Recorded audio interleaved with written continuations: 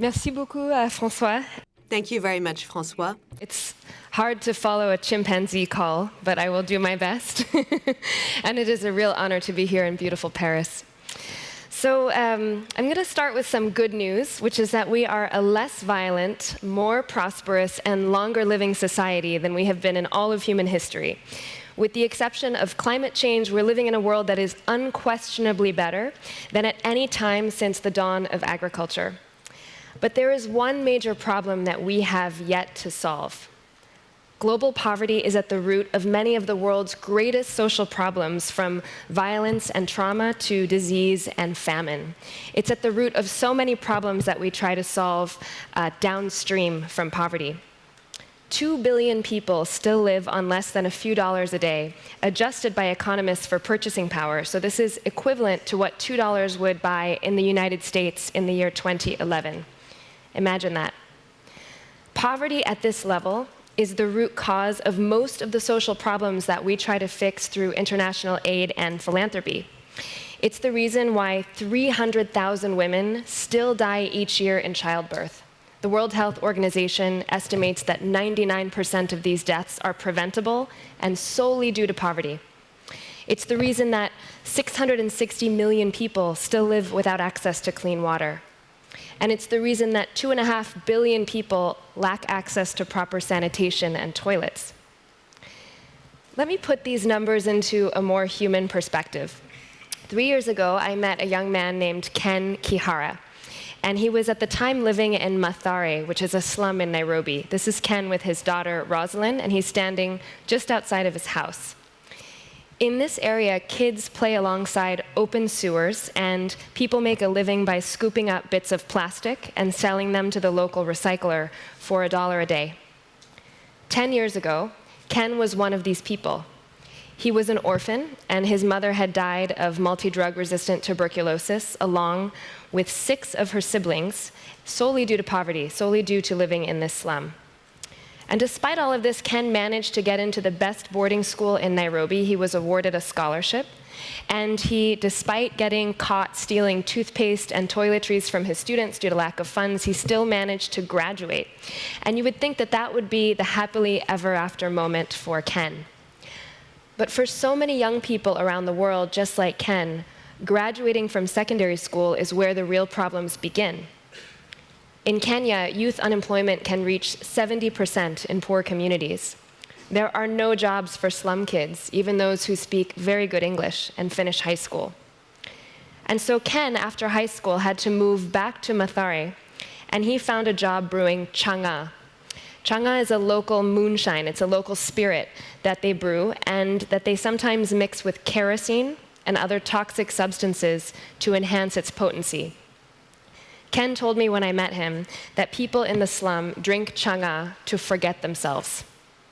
The guys who make it, this is a picture of changa brewing just outside the Mathare River, earn less than $2 a day selling it to their local residents in the slum.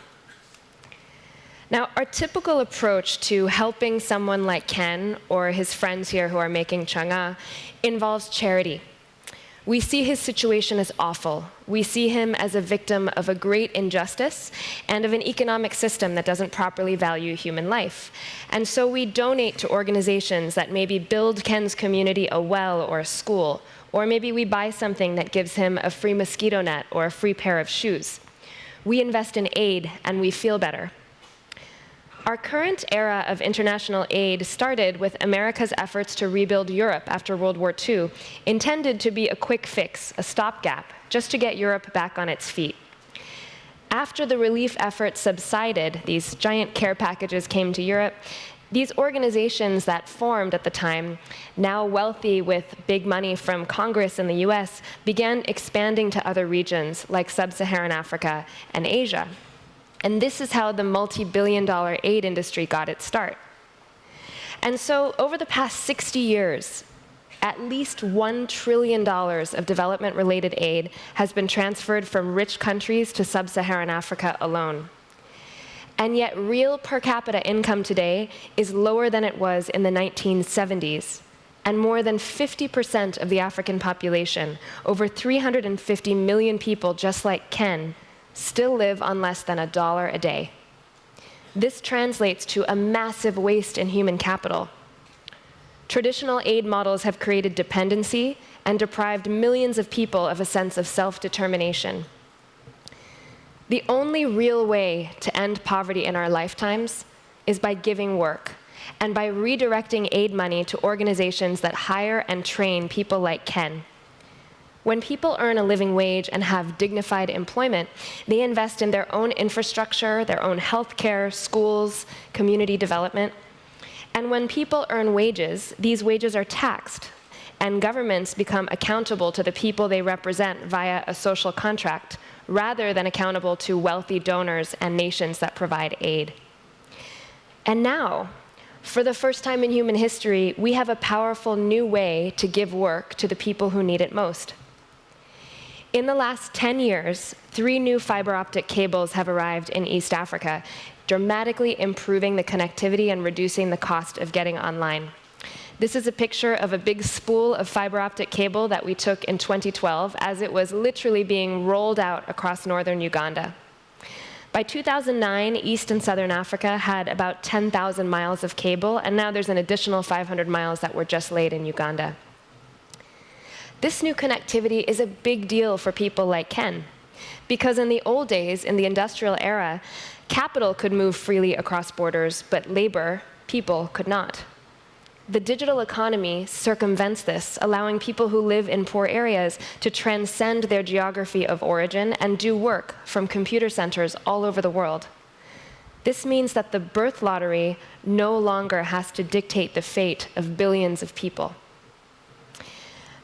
This is an example of one of these new kinds of digital work from an image tagging project. And in this case, this image was tagged to provide training data to machine learning algorithms. So an image like this one can take hours to annotate with all of these points on the image. And this training data feeds into the algorithms of one of the most powerful self-driving car companies in the world. So these images are training computers to do what humans used to do. And there is a lot of this kind of work that needs to be done. The computer vision industry, just one part of the artificial intelligence community, will reach $33 billion by 2019. This sector requires loads of accurate, high-quality data to train the algorithms behind many popular applications, not just self-driving cars. And it needs a lot of this kind of data, up to 1 million images to train just one deep learning neural network. In 2008, in response to these shifts in the market and feeling compelled to do something about poverty, I created a nonprofit social enterprise called Samasource. Sama means equal in Sanskrit. We teach people like Ken to do digital tasks like image tagging from local computer centers, taking advantage of the new connectivity across Africa and Asia and massive untapped human potential, young people like Ken who finish secondary school. We call it impact sourcing. The idea that sourcing from poor communities can drive the biggest social impact. Since we've started, we've done projects for hundreds of companies, including Microsoft and Google. And a lot of our work happens in computer centers that look like this one in downtown Nairobi. But much of our work is now happening in rural centers, like this one in northern Uganda, which is powered by solar panels on top and made out of shipping containers. The population that goes to this center is mostly rural, and many of them are former child soldiers from the 2-decades-long civil war in northern Uganda. We're now the largest technology employer there. We pay living wages, and the coolest thing about our model is that we only recruit people who come from very poor backgrounds, who make less than about $2.50 a day. So what does this look like in human terms again? This is what life is like for someone before Samasource. They're often living in a slum, in informal housing. They cannot afford good food. We do surveys of all of our workers, household surveys, and we actually find out what they eat. We find that many of them are eating sugarcane as a primary source of calories. It's the cheapest form of calories. Very limited educational opportunities. Even if school is provided freely, you have to purchase uniforms and books and transport to and from school. And very, very poor health outcomes. In these communities, to get a procedure done at the hospital, you have to show up with the supplies needed to perform your procedure. We literally see people come to life after they work. On average, we increase people's incomes by about 400%. We see an immediate dramatic improvement. They move out of the slum. They start purchasing fresh fruits and vegetables and protein. They're able to afford school fees or school uniforms and transport. And lastly, they get health insurance and proper care. We've now been able to replicate this impact sourcing model for about 9,000 workers and their families. So about 36,000 people have now moved out of poverty. And what's exciting is that they stay out of poverty even 3 years after they leave Samasource. These people have now invested $10 million in their local communities, providing what I call a trickle-up economic effect. Rather than waiting for wealth to trickle down from the top to the bottom, we're injecting wealth at the bottom and waiting for it to trickle up and out. Impact sourcing works better than aid. Last year, our organization became profitable off of sales revenue, proving that this model could scale around the world, just like microfinance. And I think what's really remarkable about this model is that we're taking money that these companies would already spend in their supply chains and directing it to people living in poverty. This means that money from Microsoft and Google is directly fighting not just poverty, but all of the downstream effects of poverty, like access to clean drinking water and sanitation. And these are the issues that we usually try to solve with a charity model that we can now solve through work. I believe that we can replicate impact sourcing around the world by changing the way that companies procure goods and services. What if we got more companies to hire firms like Samasource that directly employ the lowest income people? And the beauty of this idea is the size of the market. The world's 2,000 largest companies spend over $12 trillion in goods and services each year. That's more than the GDP of all of sub-Saharan Africa. This is money that is already being spent, just not on vendors like Samasource. So we wouldn't even need to direct much of it to create a big change. Just 1% of this spend could potentially lift 40 million people out of poverty. Just imagine that. And that, we think, is a conservative estimate. So at this point in my remarks, most people think, why bother? What would motivate a big corporation to change the way they procure goods and services? And why would companies want to spend more to theoretically get less from a service that may be lower quality because it's hiring poor people? It turns out that choosing suppliers who give work is better for business in the long run. We're finding that it's good business to do good. From an employer perspective, 80% of millennials and Gen Zers, these are people under about age 35, want to work for socially minded companies. And 9 out of 10 consumers are now willing to switch brands to one associated with a good cause. This is really critical from a supply chain standpoint. Think about that. 90% of the consumer base in the next 20 years, millennials, care about how goods and services are sourced in the supply chain. Increasingly, these young people care about social labels like fair trade and like the organic sticker. Authenticity matters. And even better, workers from disadvantaged backgrounds care more than the average person about their jobs. This population sees 40% lower attrition and higher levels of employee motivation, which translates to cost savings of about 3 to 10%. So impact workers actually cost less than traditional workers because they stay longer on the job, reducing recruitment and overall training expenses, even if the upfront cost is high. We're now building a guide for companies that want to impact source but don't know where to begin, with thousands of vendors to choose from. My hope is that one day there will be subsidies for companies and small businesses that choose suppliers that overtly solve a social problem. In the US, for example, we struggle with an enormous prison population, the highest percentage of incarcerated people of any country in the developed world. And most of the people in prison are nonviolent drug offenders. They're in jail for crimes of economics because they needed a job and they sold drugs. Imagine if employers received a tax credit for hiring someone who came out of prison who would otherwise be likely to recommit crimes. This would save taxpayers millions and millions of dollars and have fewer people in prison in the long run. We've partnered with SAP, one of the largest procurement engines, the Ariba platform, to make this happen at scale. And soon, the Give Work Guide, as we're calling it, will list everything from garment manufacturers to local restaurants, like Delancey Street in San Francisco, which hires formerly incarcerated people, with the aim of encouraging businesses to choose vendors that source from very low-income communities. We're launching a book that's coming out this September to share this message of impact sourcing with the world and provide a framework so that others can give work rather than aid. Especially in the United States, where I live, it is very easy to get discouraged these days with what's happening politically and with what seem like an endless stream of environmental and social disasters. But I see so much hope. I see hope in the statistics I shared earlier about consumers really changing what they want to purchase based on what they find ethical. I see hope in a new kind of capitalism that encourages social enterprise and views the world in a triple bottom line mentality.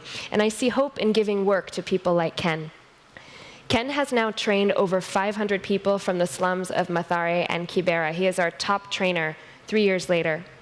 I last saw him in Beirut in Lebanon, where he had taken his first plane trip to train Syrian refugees as part of a new pilot program for refugee digital work, and training them in skills that he first learned 3 years ago in the slum. Ken and his daughter Roslyn, who you saw, now live outside the slum. They have their own apartment with their own bathroom and clean water, and he has health insurance. He told me recently that everything in his life has changed due to work. What more might be possible if we enabled the people forced to live in squalor to earn living wages? What more hope might work bring? I hope that you will join me in finding out. Thank you.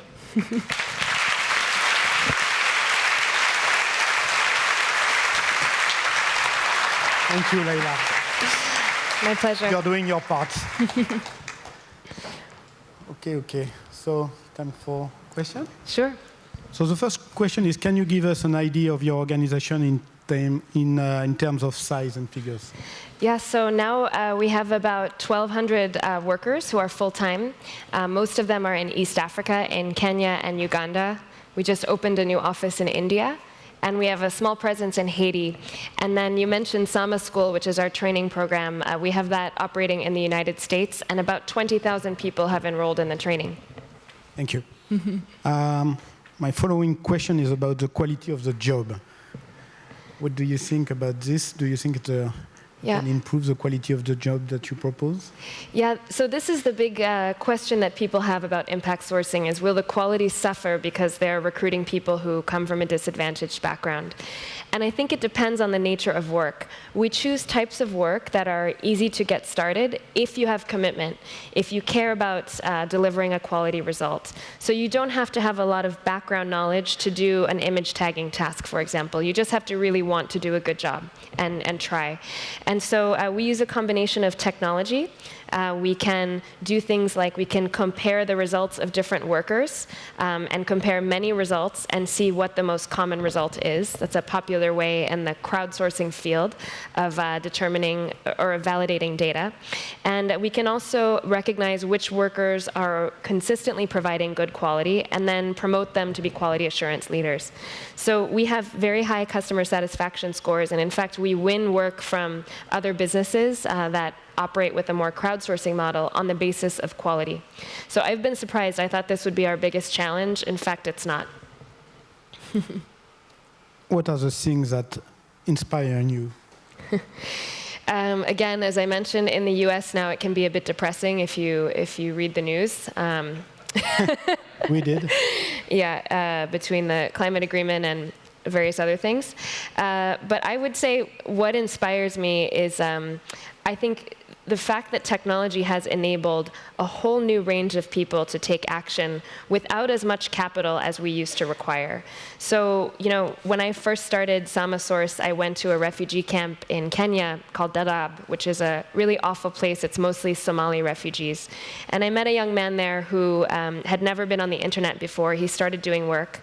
And when I came home, I got a Facebook message from him. He found out how to use Facebook. And then he started messaging me, and now he publishes things about living in Dadaab. He took a video with his phone to show what the tents look like. And this is the first time that someone like him can have a voice. I remember I was sitting once in a meeting with the State Department, our foreign service in the US, and as I was sitting there in the meeting, I got a message from Paul with a picture of Dadaab. And the idea that a refugee in the middle of this camp living on less than $1 a day could get a photograph into the State Department in front of some senior officials was mind-blowing. And I think this is really the first time in history that this is even possible. So I'm hopeful because I think that technology really is flattening the world. I think we have a long way to go. By no means are we there. But I think now we have the potential, because of connectivity, to widen our circles of empathy to include every single person and every single primate, hopefully every animal as well, as Jane said. Could you tell us more about LXMI? Yes, so I have a new company called LXMI, LXMI, and we are the first social impact skincare brand at Sephora in the United States. So we're trying to take this model of impact sourcing and apply it to the luxury industry, where there are very high margins and a lot of potential to direct more capital to people in need. So we source these rare ingredients from northern Uganda, which is the same area where we have the shipping container center that I showed in the image. And we produce high-end skincare with the ingredients, which are now sold in 300 Sephora stores in the US, and on QVC, which is a home shopping channel that I don't know if many French people are familiar with it. No, it's like you sell it on television, and people late at night watch the show, and then they can buy via the phone. But it's really interesting that something from northern Uganda that you would never really imagine to be on a platform like this is now accessible to someone who lives in the middle of the US who would not really think about buying something that is fair trade or that supports anti-poverty efforts. And will it be available in France soon? J'espère. Leila parle très bien français. Non, pas du tout. Est-ce qu'on peut avoir les questions de Toguna peut-être sur l'écran? Could we have Toguna's questions now on the screen? To use people as cheap resources. Yes, this is a really big challenge, and one of the things that we can do in the digital economy that I think provides a superior option to, say, garment manufacturing is that by default, every person that we work with is connected to the internet, which means it's easy to survey them and determine whether they're being paid what the employer is reporting. So we do a lot of surveying, and my view is that you cannot, well, there is a common saying, you can't change what you're not measuring. So the first step is measuring what people are actually making against a baseline and reporting that and providing transparency into that data. We publish every quarter results of our income surveys, so you can see how many people are moving out of poverty, by how much, and at what cost to donors. And so I think if you require any organization that, say, receives a subsidy to work with disadvantaged people to publish this data, and then you actually audit those companies, you can actually do this now, it's not difficult. We just went through an impact audit, similar to a financial audit, but they're checking our reporting on our own impact measures. So they actually determine whether we are reporting accurately what we pay our workers. This is not so difficult. You can do it now via mobile phone. So this is one way to determine that people are being paid fairly. And we have a range of different tools that economists at different universities have developed to help us understand what is a fair wage in a given location. Next question. It looks a good first step for unemployed people to jump back into employment with low competencies. What is the next step? I'm only taking responsibility for the first step, okay? It's hard enough. But I will say one thing that we're noticing is that as these workers stay with us, we have many who are now with us, like Ken, for 2, 3, 4 years. They very quickly move out of the image tagging work, and they want to do more complex things. So we have workers now writing content for websites, even doing basic design projects. We were working on social media marketing. Imagine you could hire someone in Kenya to manage your Twitter account. They actually speak beautiful English. In the future, I imagine that all kinds of work will be enabled. You could have your child tutored in English by someone in East Africa via Skype. In the US, there's a lot of interest in foreign language learning. You could have someone from Senegal teaching your kid French, on Skype. So I think the opportunities to advance in the digital economy are really endless. And there are now many, many more of these freelance platforms. There's one called Upwork, which is the largest one in the world, that enable anyone from anywhere to do work through the internet and get paid by the hour. And you can make a lot of money, $50 an hour or more, doing work on these platforms. And we've seen many of our workers graduate naturally into them. Could you tell us more about Sama School, maybe? Sure, yeah. So Sama School is a training program, and we initially started it because we realized that we could not provide work to everyone we wanted to train. So we decided we would approach it like a funnel, and at the very top, create an online curriculum where anyone can learn how to do basic digital tasks. So now it's free. It's at samaschool.org, and actually I said 20,000. We now have more than 30,000 people who have signed up for the training and enrolled. And it teaches you how you can benefit from the gig economy. In the US, a huge percentage, about 40% of the workforce, is now moving into contracting, what we call contingent labor. So not a full-time job, but a job where you're paid hourly. You don't have benefits, but you often make more money per hour than you would in a full-time job. And so we teach low-income people how they can benefit from these new gig economy platforms. And so far, it seems to be working. We have people who never even knew that these websites existed because they didn't grow up with the internet at home, or maybe they didn't have a smartphone, or they didn't know how to present themselves on a website, now earning money through these platforms.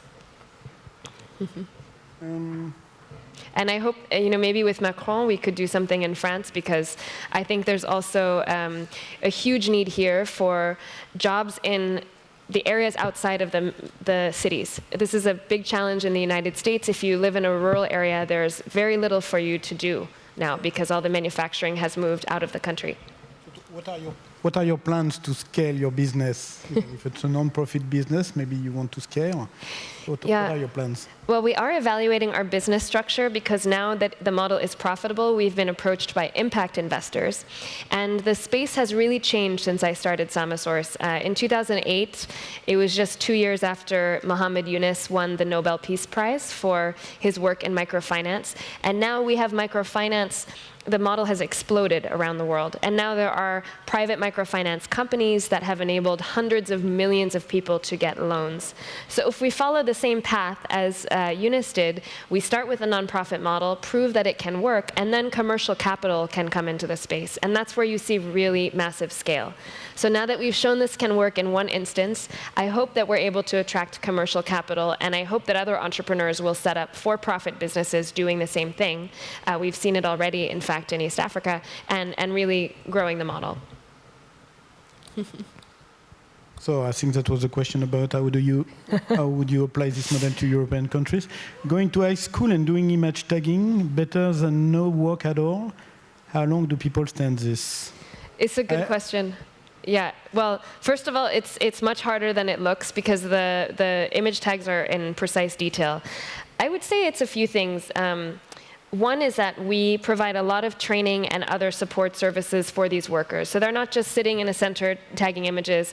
We provide food, we provide social activities. So for them, it's really a community. And for most of these people, you have to understand what Ken was doing before was literally brewing changa outside at risk of all kinds of diseases, at risk of those canisters exploding.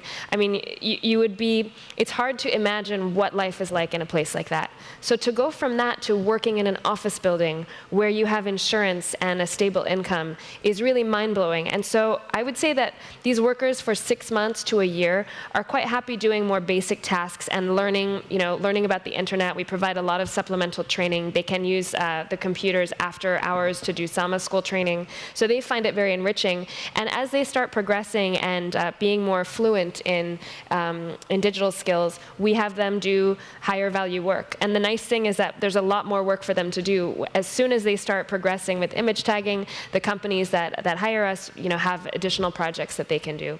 So I would say it's interesting to see how much people like the work, actually. And I'll say one other thing. We have one project with Getty Images, which is one of the largest image databases for media companies. And in northern Uganda, we have people tagging images of celebrities, like Beyonce and Rihanna and Kim Kardashian. So believe it or not, Kim Kardashian is fighting poverty just by having her picture taken, because people are having to tag it in northern Uganda, which I just find kind of mind-blowing. How long are people working for Samasource?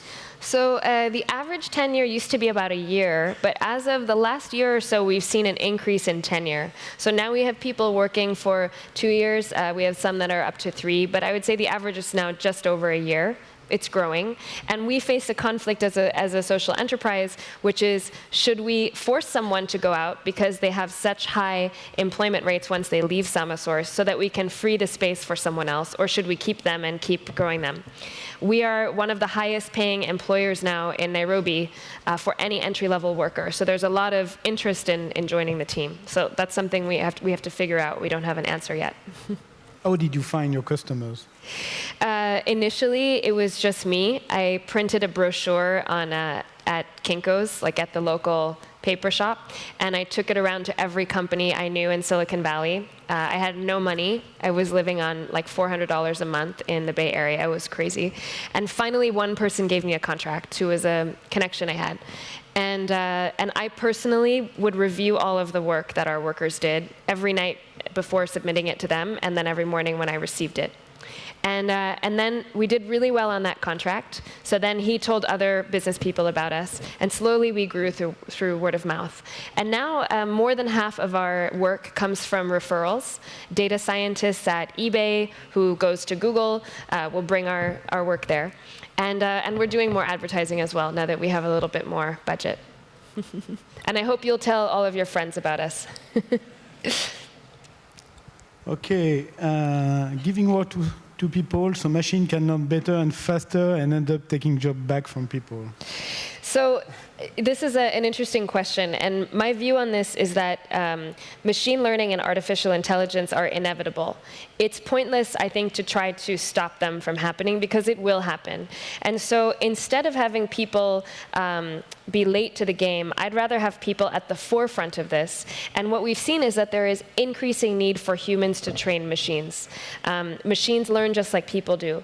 This will be the case until we reach the singularity. You might have heard of this point, Ray Kurzweil's famous singularity, which I guess is in 2044. I don't know if he's adjusted it. 2047, yes. 2047, okay, good. We have a little bit more time. But at that point, machines will eclipse human knowledge. And at that point, it's game over. I have no idea what comes then. But before then, I believe, and most of the data scientists and artificial intelligence specialists that I speak with believe, that there will be a need for humans to be involved in these digital supply chains. There's a second point, which is that as machines do more of what we used to do, things that are actually quite rote, things like driving, things that are rule-based, this theoretically frees up human capital to do things that were not traditionally valued by the economic system. Things like care for young children and elderly people, things like the arts. And so my view is that it's the role of government and policy to shape how people spend their time in the new economy. I think there should be incentives for people to do care-based work in their local communities. In the US, we have a huge problem with early childhood education. We don't have a creche system that you have here in France for young children. What if you got a payment every month for setting up a local babysitting business for the children in your community? There are really a lot of options when we have machines doing more of the work, and ideally we can tax the product of those machines. Then we have a new dividend stream that could pay people for doing new kinds of work. So I think we have to open our minds up and not think that we should be constrained to doing things like driving for the rest of human history. Hopefully we'll be free to pursue things that have more meaning and more human connection. Okay, thank you. I think we can finish with this positive thought. Thank you. Merci. Leila. Merci beaucoup.